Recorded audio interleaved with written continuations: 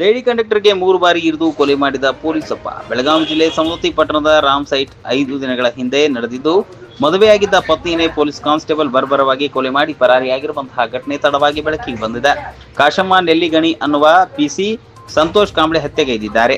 ಕೊಲೆಯಾದ ಕಾಶಮ್ಮ KSRTC bus conductor ಆಗಿ ಕೆಲಸ ಮಾಡುತ್ತಿದ್ರು. ಆರೋಪಿ ಪತ್ತೆಗಾಗಿ ಸವದತ್ತಿ ಠಾಣೆ ಪೊಲೀಸರು ಹುಡುಕಾಟ ನಡೆಸಿದ್ದು, ಪ್ರಕರಣ ದಾಖಲಾಗಿದೆ. ಹೆಂಡತಿಯ ಮೇಲಿನ ಸಂಶಯದಿಂದ ಕಿರುಕುಳ ಕೊಡುತ್ತಿದ್ದ ಪೊಲೀಸ್ ಪೇದೆ ಸುಮಾರು 13 ವರ್ಷಗಳ ಹಿಂದೆ ಸಂತೋಷ್ ಹಾಗೂ ಕಾಶಮ್ಮ ಪ್ರೀತಿಸಿ ಮದುವೆಯಾಗಿದ್ರು. ಮದುವೆಯಾದ ಬಳಿಕ ಸಂತೋಷ್ ಹೆಂಡತಿಯ ಮೇಲೆ ಸಂಶಯ ಪಟ್ಟುಕೊಂಡು ನಿರಂತರವಾಗಿ ಕಿರುಕುಳ ನೀಡುತ್ತಿದ್ದ ಎನ್ನಲಾಗಿದೆ. ದೈಹಿಕ ಹಾಗೂ ಮಾನಸಿಕ ಹಿಂಸೆಯನ್ನ ತಾಳಲಾರದೆ ಕಾಶಮ್ಮ ಗಂಡನಿಂದ ದೂರವಾಗಿದ್ದು ತವರು ಮನೆ ಸೇರಿದ್ರು. ಬಳಿಕ ಸವದತ್ತಿ ಡಿಪೋಗೆ ವರ್ಗಾವಣೆ ಮಾಡಿಸಿಕೊಂಡು ಅಲ್ಲೇ ಬಾಡಿಗೆ ಮನೆಯಲ್ಲಿ ವಾಸಿಸುತ್ತಿದ್ರು.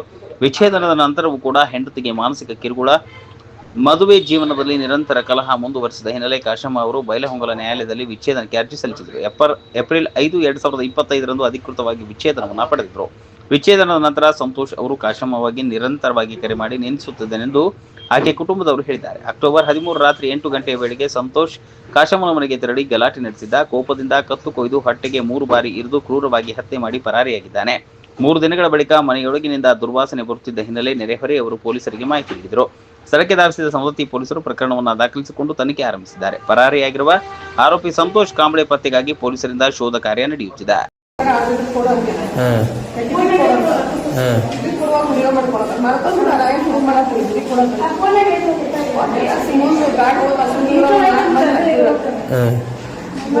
ನನ್ನ ಮನೆಯಿಂದ ಹೊರಗೆ ಹಾಕ್ತೀಯ ಅಂತ ಟಿಕೆಟ್ ತಗೊಂಡು ಇತರಿಗೆ ಬಂದಿದ್ದೀವಿ.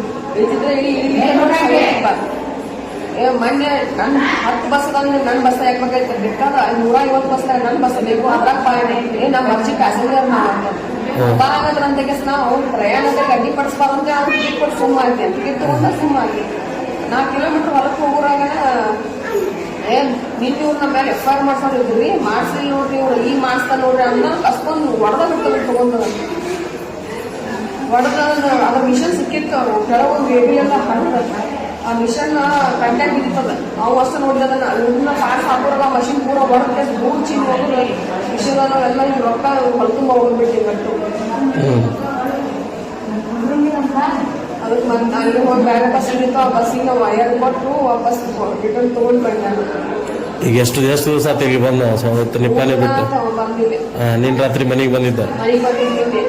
ಅವ್ವ ನಾನು ಅಂಚಿದ ಸ್ಪೀಡ್ ಹಾಕೊಂಡು ಹೊರಗೆ ಹೋಗಿ ಹೋಗು ಮತ್ತೆ ದೂರ ನಿಂತು ನಾನು ಅಬ್ಸರ್ವ್ ಮಾಡ್ತಾನೆ.